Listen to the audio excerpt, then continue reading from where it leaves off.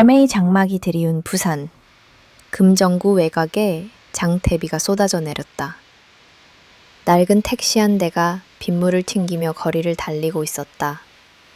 운전석에 앉은 박 씨는 늦은 시간까지 이어진 운행에 피로가 몰려왔지만 텅 빈 도로와 정막 속에서 켜진 빈 차등이 그의 유일한 위안이었다. 그때 희미한 가로등 아래에서 한 손님이 손을 흔들었다. 손님은 20대 초반으로 보이는 깡마른 여자였다. 큼직한 뿔테 안경에 벙거지 모자를 눌러쓰고 있었고 빗물에 축축한 후드티 차림이었다. 그녀는 낡고 검은 여행 가방을 끌고 있었다. 박 씨는 별다른 생각 없이 차를 세웠다. 피로가 가득한 목소리로 "어디로 가시겠습니까?" 라고 물었다. 그녀는 말없이 스마트폰 화면을 내밀었다. 지도 앱에 찍힌 목적지는 인적이 끊긴 낙동강변의 외진 숲공원이었다. 박 씨는 순간 의아했다. 이 늦은 시간에 이런 곳으로 가다니. 게다가 그녀의 짐은 꽤 무거워 보였다. 그녀는 가방을 직접 트렁크에 실었고 그 과정에서 묵직한 쿵 소리가 났다. 차 안으로 들어선 그녀는 뒷좌석에 앉아 고개를 푹 숙인 채 아무런 말도 하지 않았다. 창문 밖으로 빗물이 쉴 새 없이 흘러내리고 와이퍼 소리만이 정적을 갈랐다. 차가 숲 입구에 도착하자 그녀는 갑자기 차를 세워달라고 했다. 어둠과 안개 속에서 숲은 거대한 괴물처럼 느껴졌다. 박 씨는 섬뜩한 기분을 떨칠 수 없었다. "아가씨, 이 시간에 여기는 너무 위험합니다. 제가 좀 더 안쪽까지 모셔다 드릴까요?" 박 씨의 친절한 제안에도 그녀는 고개를 저었다. 그녀는 트렁크에서 가방을 꺼내더니 무언가에 긁힌 듯한 핏자국이 희미하게 남아있는 것을 박 씨는 보았다. 그녀는 가방을 질질 끌며 어둠 속으로 사라졌다. 박 씨는 불길한 예감에 사로잡혀 그 자리에서 떠나지 못했다. 20여 분이 흘렀을까? 그녀는 다시 모습을 드러냈다. 그런데 이상했다. 그녀는 올 때와는 달리 아무것도 들고 있지 않았다. 마치 짐승처럼 가쁜 숨을 몰아쉬며 빠르게 도로로 나왔다. 그녀의 눈은 공포에 질린 듯 했지만 동시에 묘한 만족감이 서려 있었다. 빗물에 젖은 머리카락 사이로 드러난 얼굴은 창백했고 후드티 소매 끝에는 붉은 자국이 번져 있었다. 박 씨는 소름이 돋았다. 그는 직감했다. 이 여자는 방금 끔찍한 일을 저지른 것이라고. 이대로 그녀를 보냈다간 돌이킬 수 없는 일이 벌어질 것만 같았다. 박 씨는 태웠습니다. 숲속에 무언가를 버린 것 같습니다. 분명 뭔가 잘못된 겁니다. 그의 신고는 단순한 의심에서 시작되었지만 이 밤의 비극적인 진실을 드러내는 서막이 될 줄은 그 누구도 짐작하지 못했다. 비가 쏟아지는 밤, 박 씨의 떨리는 손가락이 겨우 경찰서의 당축 번호를 눌렀다. 목소리는 불안에 떨렸지만 그가 뱉어내는 말들은 하나하나가 섬뜩한 진실을 담고 있었다. "제가 이상한 손님을 태웠어요. 숲에 뭘 버렸는데 뭔가 잘못됐습니다. 분명히 피었어요." 그의 절박한 신고는 베테랑 형사 팀장인 김민재에게 전달되었다. 김민재는 수많은 끔찍한 사건을 다뤄왔지만 박 씨의 목소리에서 느껴지는 공포는 그에게도 낯설지 않았다. 김민재 팀은 즉시 현장으로 출동했다. 숲으로 향하는 길목은 빗물에 젖어 미끄러웠고 헤드라이트 불빛에 비친 나무들은 거대한 그림자처럼 흔들렸다. 숲 입구에 도착하자 박 씨는 차에서 내리지 않고 손가락으로 어둠 속을 가리켰다. 저기였어요. 저쪽으로 들어갔다가 가방 없이 나왔습니다. 그의 목소리는 여전히 불안에 떨리고 있었다. 김민재는 손전등을 켜고 대원들과 함께 숲으로 들어섰다. 빗물 냄새와 섞인 희미한 비린내가 코를 찔렀다. 발밑에 축축한 흙에는 무언가를 질질 끌고 간 듯한 희미한 자국이 남아 있었다. 그 자국은 마치 끔찍한 비밀을 향해 이끄는 이정표 같았다. 김민재는 직감적으로 알았다. 이 자국은 단순히 여행 가방에 남긴 것이 아니었다. 그것은 누군가의 비명이 굳어버린 흔적이었다. 이윽고 그들은 덤불 속에 버려진 검은색 여행 가방을 발견했다. 가방은 흙탕물에 더럽혀져 있었고 손잡이와 바닥에는 핏자국이 선명하게 남아 있었다. 대원들은 서로 눈빛을 주고받으며 긴장했다. 김민재는 천천히 가방의 잠금 장치를 열었다. 철컥 하는 소리가 정적을 깨트렸다. 그 소리는 마치 죽음의 문이 열리는 소리처럼 들렸다. 가방이 열리자 안에서 쏟아져 나온 것은 옷가지나 잡동사니가 아니었다. 핏자국이 흥건한 검은색 비닐봉투들이 겹겹이 쌓여 있었다. 봉투 안을 확인하자 인간의 신체 일부가 조각조각 잘려 담겨 있었다. 그 끔찍한 광경에 베테랑 형사들마저 순간적으로 숨을 멈췄다. 범인은 단순히 시체를 유기한 것이 아니었다. 신원을 숨기기 위해 시신을 훼손하고 마치 예술작품처럼 정교하게 포장해 놓았다. 이는 단순한 분노 범죄가 아닌 사전에 치밀하게 계획된 범죄임을 시사했다. 그 시각 다른 형사팀은 인근의 CCTV 영상을 분석하고 있었다. 그리고 그들은 충격적인 다이싱의 장면을 발견했다. 늦은 밤, 정희정이라는 이름의 한 여성이 숲으로 향하는 택시를 타기 위해 검은색 가방을 끌고 집을 나서는 모습이 찍혀 있었다. 마스크를 썼지만 그녀의 눈은 이상하니만치 무표정했다. 그러나 결정적인 것은 그 다음 장면이었다. 그녀가 택시를 타고 떠나기 직전 CCTV를 향해 묘한 미소를 지었다는 것이다. 그 미소는 공포나 후회, 그 어떤 감정도 담고 있지 않았다. 마치 자신이 저지른 끔찍한 놀이에 만족하는 듯한 차갑고 병적인 승리감만이 서려 있었다. 이 모든 증거는 단 한 사람을 가리키고 있었다.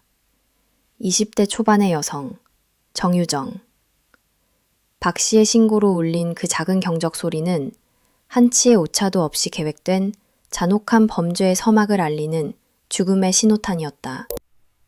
퍼즐 가방이 열리는 순간 현장은 싸늘한 침묵에 잠겼다. 핏자국이 말라붙은 검은색 비닐봉투가 겹겹이 쌓여 있었다.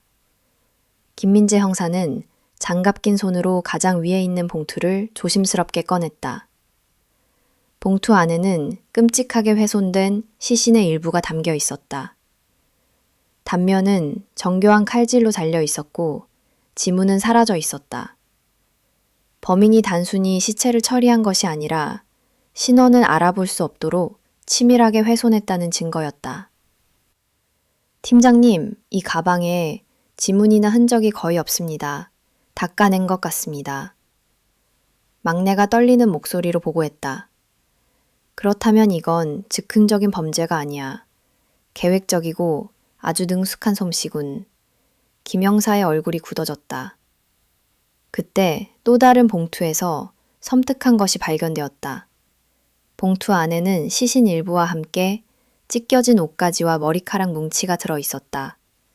감식반이 현미경을 통해 분석하자 그것은 가발이 아닌 진짜 머리카락이었다.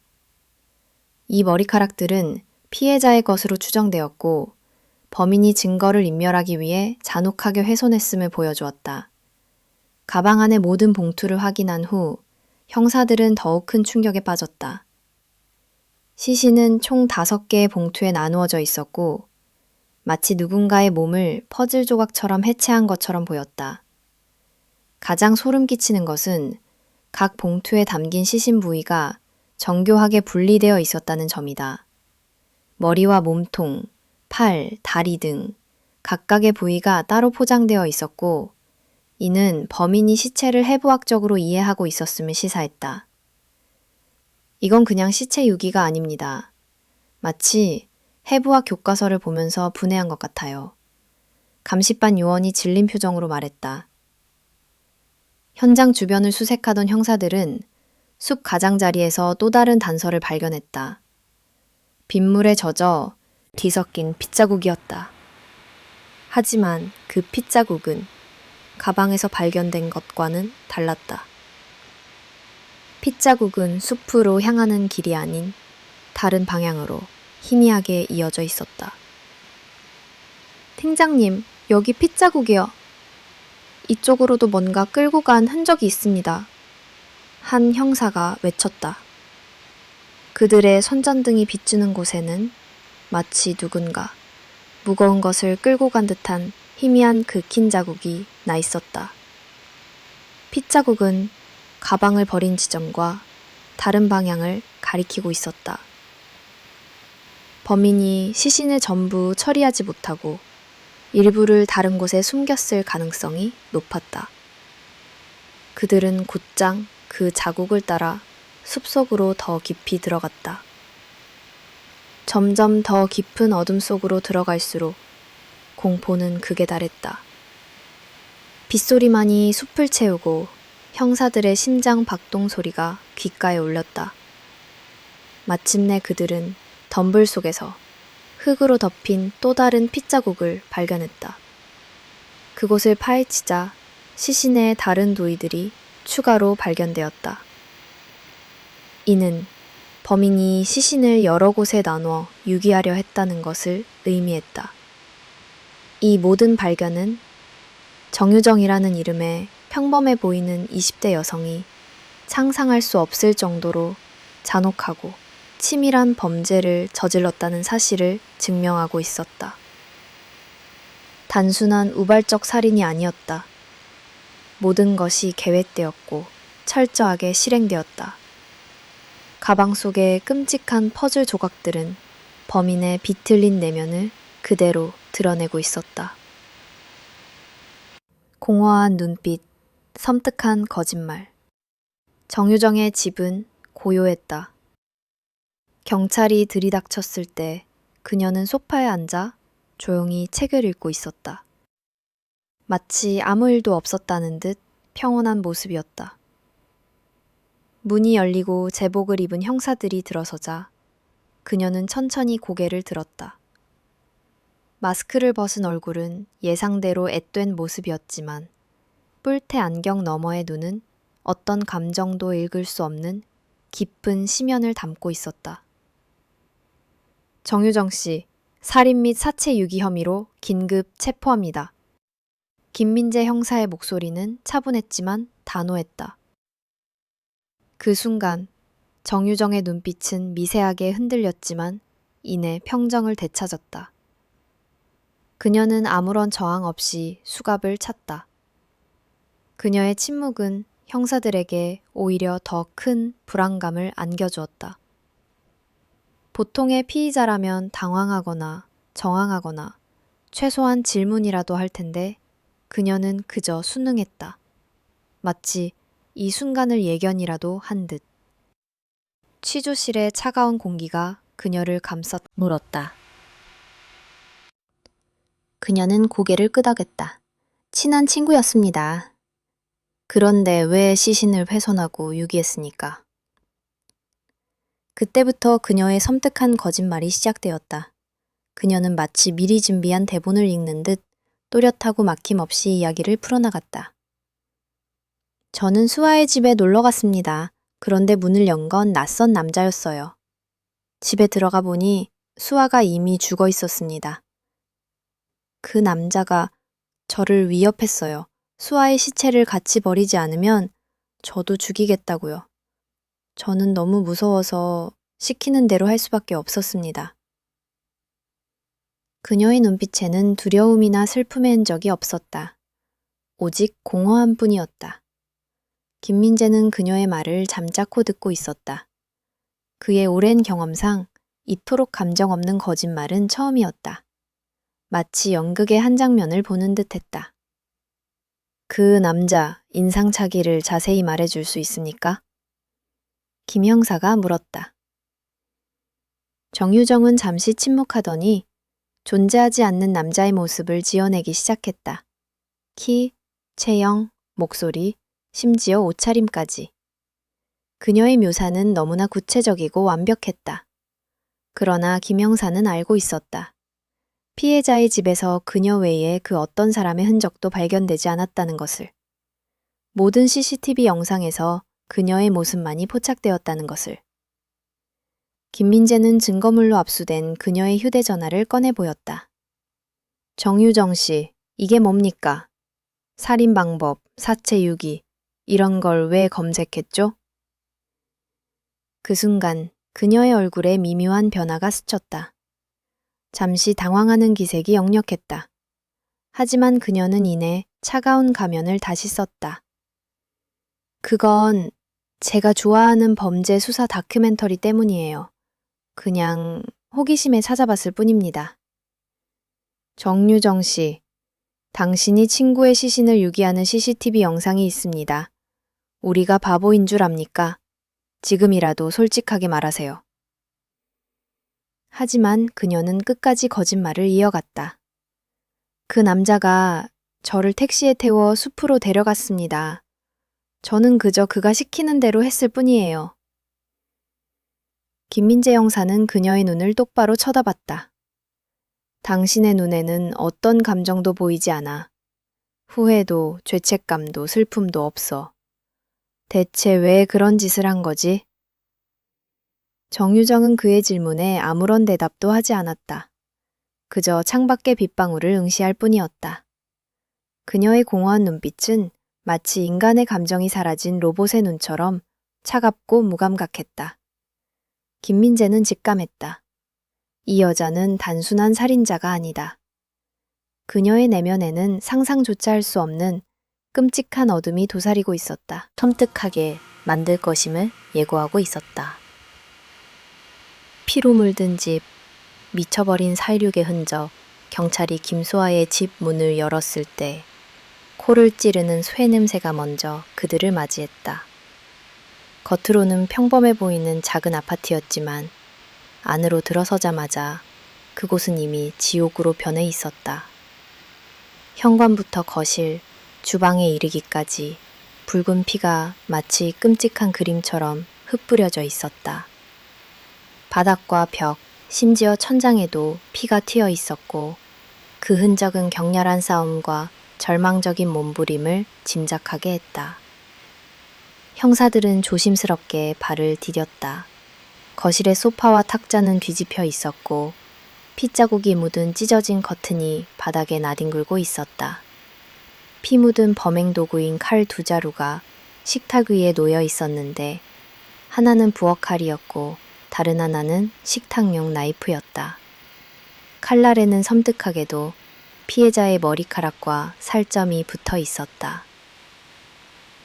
팀장님, 여기요. 한 형사가 주방 안쪽을 가리켰다. 그곳에는 형체조차 알아보기 힘든 핏덩이가 굳어 있었다.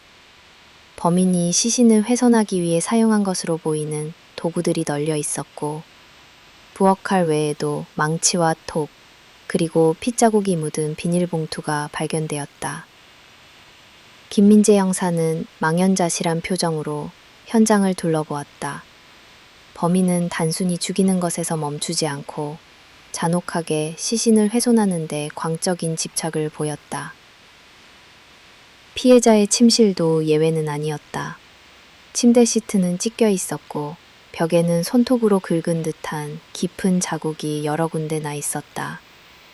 피해자가 마지막 순간까지 얼마나 필사적으로 저항했는지 그 처절한 몸부림이 고스란히 느껴졌다.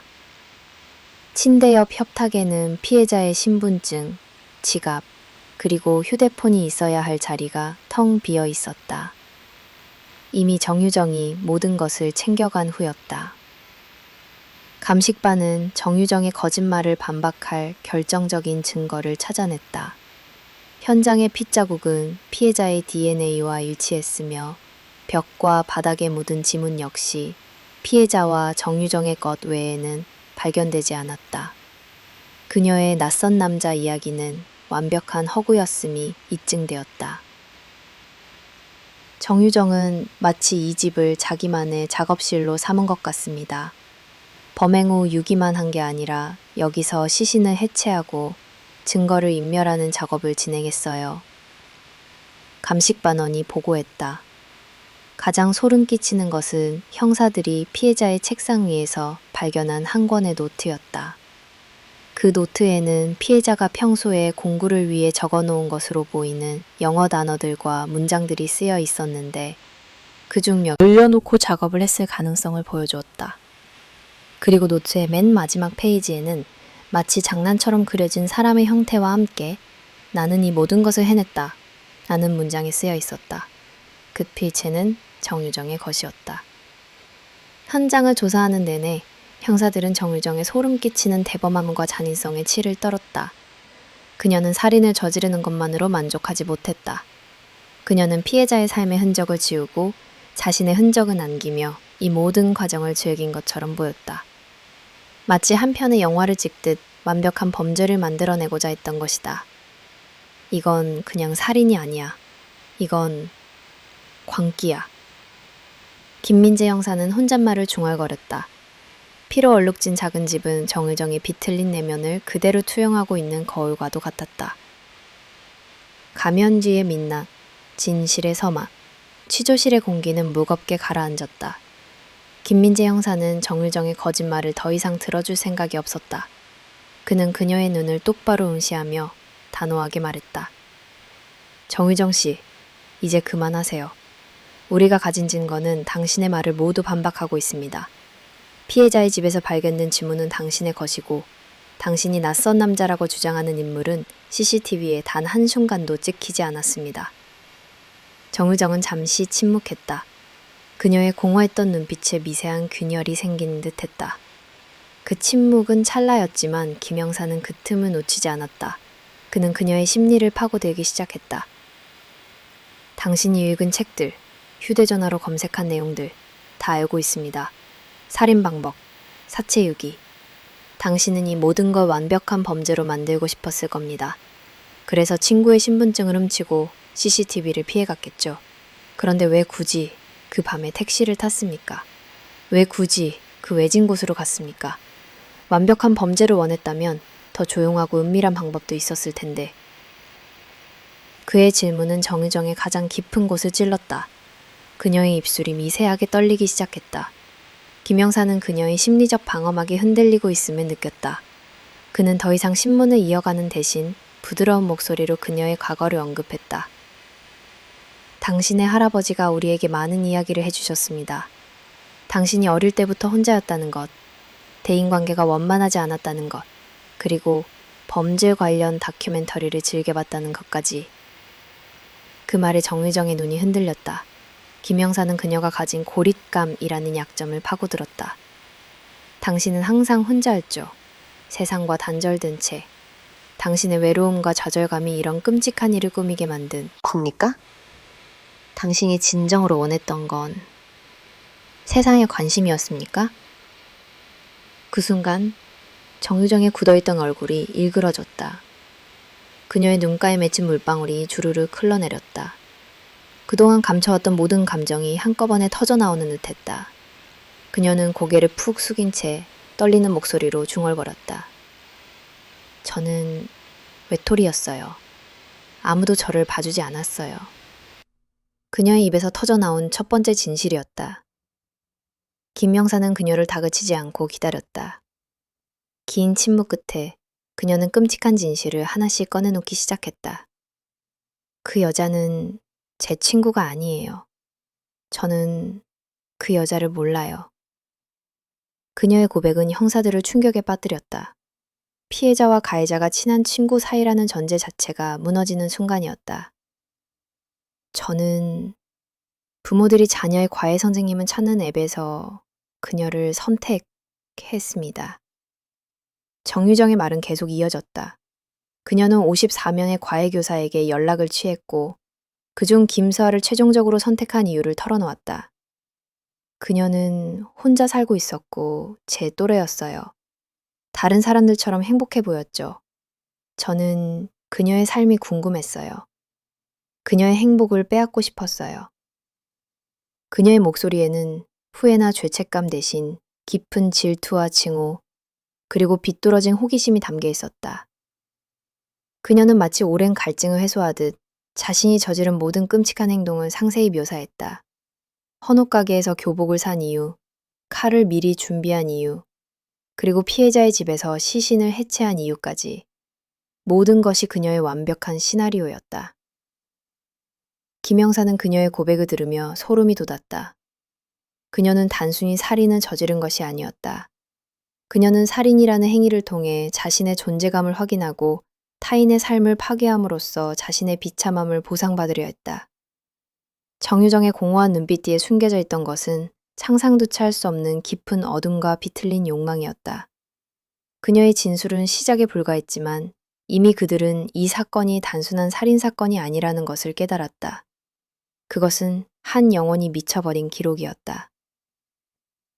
어둠 속의 기록, 뒤틀린 욕망의 뿌리, 정유정의 충격적인 고백 이후 수사 방향은 완전히 달라졌다. 형사들은 그녀의 개인 기록을 샅샅이 뒤졌다. 그 중에서도 가장 중요한 단서는 그녀의 방 책상 서랍에서 발견된 한 권의 낡은 일기장이었다.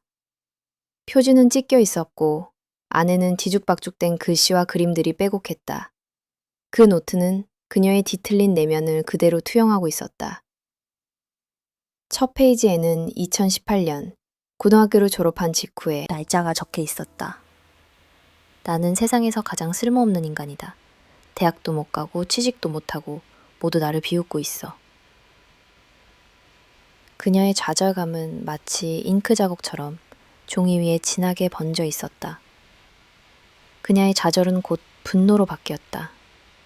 일기장 곳곳에는 다 죽어버렸으면 좋겠다. 내 인생을 망친 사람들을 가만두지 않을 거야. 같은 섬뜩한 문장들이 적혀 있었다. 특히 누기를 끈 것은 그녀의 새엄마에 대한 분노였다. 그녀는 새엄마를 악마라고 칭하며 학대와 모욕을 당했던 기억을 상세히 기록했다.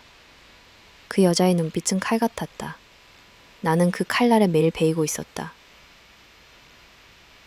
더욱 충격적인 것은 그녀의 분노가 점차 가족을 향해 구체적인 살인 계획으로 단모하고 있었다는 점이다. 노트에는 엄마를 죽이는 방법, 아빠를 없애는 방법 같은 제목 아래 구체적인 방법들이 적혀 있었다. 수면제를 먹여서, 베개로 질식시켜서. 마치 범죄 교과서처럼 자세한 계획들이 빽빽이 채워져 있었다. 하지만 그녀는 나는 겁쟁이다 라고 스스로를 비난하며 실행에 옮기지 못했다. 그러나 노트의 후반부로 갈수록 그녀의 계획은 점점 더 대담해졌다. 가족을 죽일 용기가 없다면 다른 사람이라도 죽여야 내 분노가 사라질 것이다. 이 문장 아래에는 랜덤 살인이라는 제목이 적혀 있었고 범죄 다큐멘터리 시청, 사치 유기 검색 같은 실행 목록들이 나열되어 있었다. 그녀는 이미 현실과 가상의 경계를 허물고 있었다. 그녀의 휴대전화와 컴퓨터 기록은 일기장의 내용을 그대로 증명했다. 3개월 전부터 그녀는 범죄 다큐멘터리와 관련 서적을 탐독했고 완벽한 살인이라는 키워드로 수많은 검색을 했다. 혈흔을 지우는 법, 지문 감식 피하는 법, 시신 훼손 등등의 검색어들이 끊임없이 이어졌다.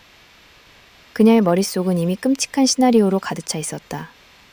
가장 소름 끼치는 것은 그녀가 범행 며칠 전 아버지에게 전화를 걸어 내가 큰 잘못을 저지르면 나도 죽고 아빠도 힘들어질 거야 라고 말했다는 사실이다. 이는 그녀가 자신의 범죄를 가족에게 경고하고 자신이 저지른 파괴 행위를 통해 가족에게 고통을 주려 했음을 시사했다. 그녀는 자신의 고통을 타인에게 전이시키려 한 것이다.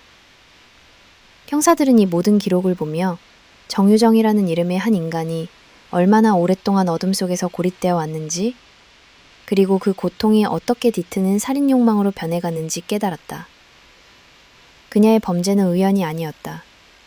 그것은 수년간 쌓여온 절망과 분노, 그리고 질투가 응축되어 저와파란 결과였다.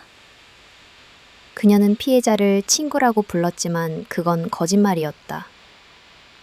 그녀에게 피해자는 그저 자신의 비틀린 욕망을 채워줄 도구에 불과했다. 그리고 그 도구는 그녀의 오랜 계획과 함께 끔찍한 파멸을 맞이해야 했다. 사냥의 시작, 광기의 스케치, 정유정의 일기장과 검색 기록은 그녀의 범죄가 단순한 우발적 행위가 아닌 수개월에 걸쳐 치밀하게 계획된 사냥이었음을 증명했다. 그녀는 자신의 뒤틀린 욕망을 충족시킬 먹잇감을 찾기 위해 수십 명의 과외교사를 접촉했다. 그녀의 휴대전화 기록에는 54명의 과외교사들과 나눈 메시지가 고스란히 남아 있었다. 메시지 내용은 한결같았다. 그녀는 중학교 2학년 자녀를 둔 학부모를 사칭하며 과외를 문의했다. 말투는 공손하고 친절했지만 그 이면에 숨겨진 의도는 섬뜩했다. 그녀는 단순히 과외를 원하는 것이 아니었다. 그녀는 상대방의 성별, 거주지, 그리고 가장 중요한 혼자 살고 있는지 여부를 은밀하게 파악하려 했다. 마치 사냥꾼이 먹잇감의 약점을 파악하듯 그녀는 끈질기게 질문을 던졌다. 선생님, 혹시 자택에서 수업하시나요? 선생님 댁은 어느 동네이신가요? 아이가 어리다 보니 혹시 혼자 살고 계신지 궁금해서요. 대부분의 교사들은 그녀의 의도를 눈치채지 못하고 순순히 대답했다. 하지만 그들의 조건이 마음에 들지 않으면 그녀는 곧바로 연락을 끊었다. 거리 문제로 수업을 진행하기 어려울 것 같아요 라는 핑계를 대면서 그녀의 기준은 오직 하나, 혼자 사는 여성이어야 했다. 그리고 마침내 그녀는 목표물을 발견했다. 26세의 과외교사, 김수아. 김수아는 처음에 거리가 멀다는 이유로 과외를 거절했지만 정유정의 끈질긴 설득에 결국 동의했다. 선생님께서 힘드시면 저희 아이가 선생님 댁으로 갈게요. 정유정의 이 한마디는 김수아의 경계심을 완전히 무너뜨렸다. 그러나 정유정의 속셈은 달랐다. 그녀는 김수아의 집 주소와 혼자 사는 여성이라는 사실을 확인하자 희열에 찬 듯 보였다. 범행 당일 그녀는 중고거래 앱으로 구입한 낡은 교복을 입었다. 키가 작고 앳된 외모 덕분에 그녀는 교복이 전혀 어색하지 않았다. 손에는 미리 준비해둔 식칼이 숨겨져 있었다. 교복을 입은 것은 단순한 위장이 아니었다. 그것은 그녀의 내면 속에서 성장하지 못한, 영원히 10대 시절에 갇힌 채 현실에 적응하지 못하는 자신을 상징하는 동시에 피해자의 경계심을 완전히 무너뜨리기 위한 열리고 김수아의 환한 얼굴이 보였을 때 정유정은 잠시 멈칫했다. 그녀의 눈에 비친 김수아의 모습은 너무나 평범하고 행복해 보였다. 그 순간 정유정의 내면에 잠재된 질투와 분노는 폭발했다. 나는 왜 저렇게 평범하게 살 수 없는가라는 질문이 그녀의 이성을 마비시켰다. 김수아가 어머, 학생이 벌써 왔구나. 어서 들어와. 라고 말하며 문을 활짝 열어주었다. 그 순간은 정유정에게는 허가 와도 같았다. 그녀는 복도에 서 있던 김수아를 향해 망설임 없이 식칼을 휘둘렀다. 피해자는 비명을 지르며 저항했지만 정유정의 칼은 멈추지 않았다. 무려 110번의 칼부림. 그 숫자는 단순한 살인을 넘어선 광적인 집착과 증오의 발현이었다. 피가 튀고 살점이 찢기는 소리가 방을 가득 채웠다. 이 모든 끔찍한 과정은 정유정의 계획에 완벽히 들어맞았다. 그녀는 피해자의 목숨을 앗는 것으로 만족하지 않았다. 그녀는 자신의 노트에 적어놓은 대로 완벽한 범죄를 위한 다음 단계에 돌입했다. 그녀의 잔혹한 사냥은 이제 막 끝났지만 더 끔찍한 처리 과정이 시작되고 있었다.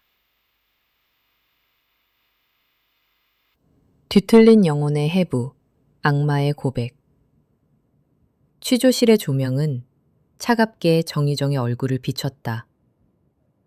그녀의 눈가에 흐르던 눈물은 이미 말라붙었고 다시금 공허한 표정이 그녀를 뒤덮었다. 김민재 형사는 그녀의 모든 진술을 들은 후 마지막이자 가장 중요한 질문을 던졌다. 정혜정 씨, 대체 왜 당신에게 아무런 원한도 없는 사람을 그렇게 잔인하게 죽여야만 했습니까? 호기심이라는 말은 이 끔찍한 범죄의 이유가 될 수 없습니다. 그녀는 한동안 침묵했다. 그 침묵은 마치 깊은 심해처럼 느껴졌다. 김민재는 그녀가 진정으로 자신의 내면을 들여다보기를 바랐다. 그리고 마침내 그녀의 입에서 나온 대답은 모두를 경악하게 만들었다. 그 여자는 제 인생의 모든 것을 가지고 있었으니까요. 그녀의 목소리에는 깊은 질투와 증오가 배어 있었다. 그녀는 마치 자신이 왜 살인을 저질렀는지에 대한 이유를 되새기듯 천천히 말을 이어나갔다.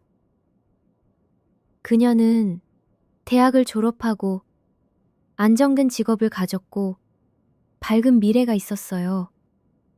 하지만 저는 아무것도 없었어. 증되었다고 믿고 있었다.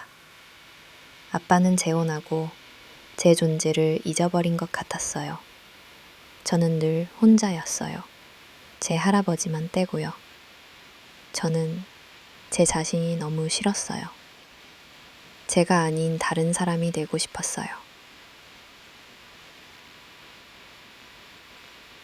그녀의 말은 범죄의 동기가 단순한 호기심이 아니었음을 명확히 했다.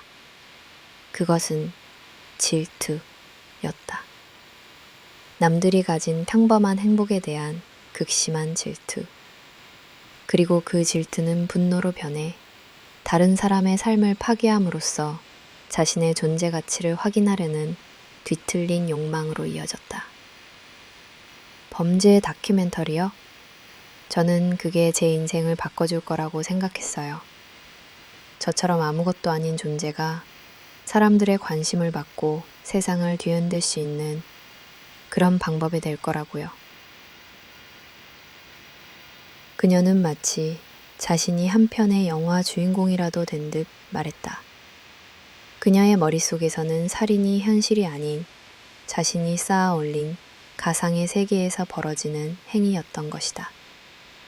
피해자의 시신을 해체할 때 저는 아무것도 느끼지 못했어요.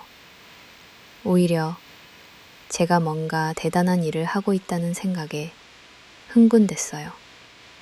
그녀의 몸을 조각낼 때마다 제가 느꼈던 절망과 불행이 사라지는 것 같았거든요. 정유정의 고백은 끔찍한 광기를 드러냈다. 그녀는 살인을 통해 자신의 억압된 감정을 해소하려 했고 시신을 훼손하는 과정을 통해 자신이 느꼈던 고통을 피해자에게 전이시키려 했다. 그녀의 범죄는 단순한 살인이 아니라 뒤틀린 영혼이 일으킨 파괴적인 예술 행위였다. 김민재 형사는 그녀의 눈을 보며 깊은 혼란을 느꼈다. 이토록 차분하게 자신의 광기를 고백하는 인간은 처음이었다. 그녀의 말에는 후회도 반성도 없었다.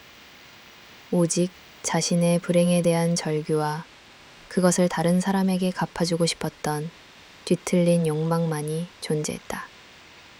정유정 씨, 당신은 혼자였습니다.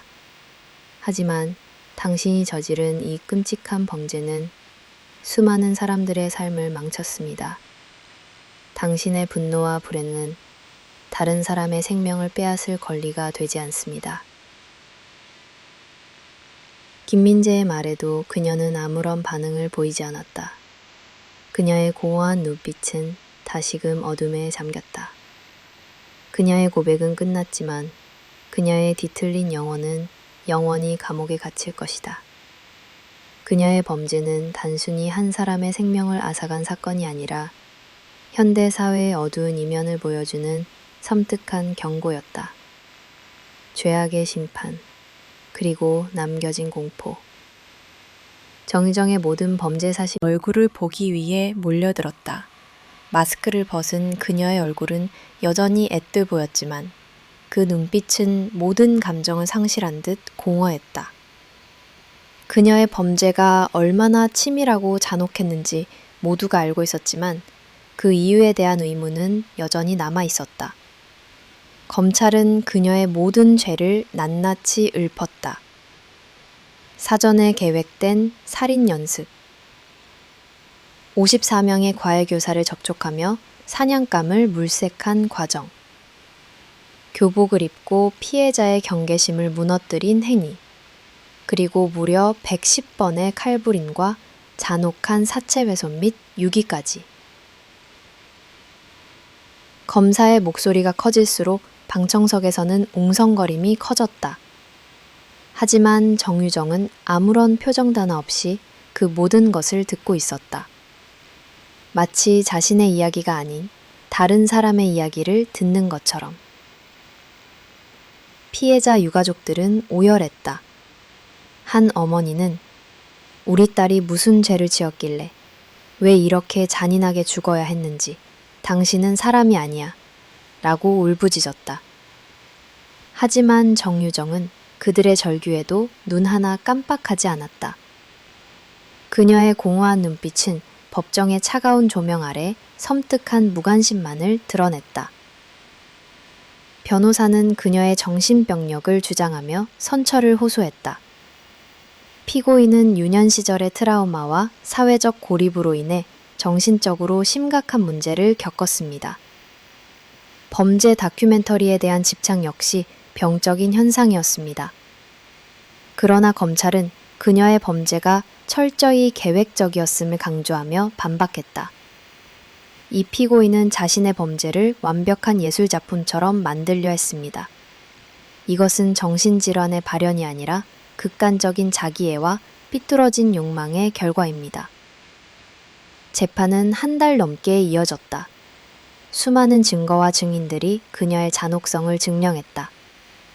특히 그녀가 범행 직전 아버지에게 남긴 내가 큰 잘못을 저지를 거야 라는 섬뜩한 예고는 그녀의 범죄가 단순히 호기심이 아닌 복수심과 분노에서 비롯되었음을 명확히 보여주었다. 마침내 선고가 내려지는 날, 재판장은 정유정의 범죄가 사회의 극심한 공포와 불신을 초래했다고 지적했다. 피고인의 범행은 우발적이지 않았고 오직 자신의 뒤틀린 욕망을 충족시키기 위해 대획되고 실행되었습니다. 피고인은 자신의 불행을 타인에게 전가함으로써 삶의 의미를 찾으려 했습니다. 피고인 정유정에게 법정은 무기징역을 선고하고 30년간 위치 추적 전자장치 부착을 명령합니다. 사형을 요구했던 검찰은 항소했지만 2024년 6월 대법원은 원심을 확정했다. 정유정은 죄수복을 입은 채 영원히 멈춰버렸다. 하지만 그녀의 범죄는 단순한 종결이 아니었다. 이 사건은 한국 사회에 깊은 그림자를 남겼다. 사람들은 이제 낯선 사람에게 쉽게 문을 열지 못하게 되었다. 온라인에서 만난 사람에 대한 의심은 깊어졌고 옆집에 사는 평범을 보이는 이웃조차도 잠재적 위협으로 느껴졌다. 정의정의 범죄는 일상 속의 공포라는 새로운 불안감을 심어놓았다. 감옥으로 향하는 호송차에 실린 정의정의 마지막 모습은 카메라에 담겼다. 그녀는 여전히 무표정했고 마치 아무 일도 없었던 것처럼 보였다. 그러나 그 공허한 눈빛은 수많은 사람들에게 섬뜩한 질문을 남겼다. 과연 그녀의 마음속에는 무엇이 있었을까? 그리고 우리 주변에는 그녀와 같은 어둠을 품고 있는 사람이 또 얼마나 있을까? 정의정의 죄는 심판받았지만 그녀가 남긴 공포와 불신은 여전히 우리 사회를 떠돌고 있다.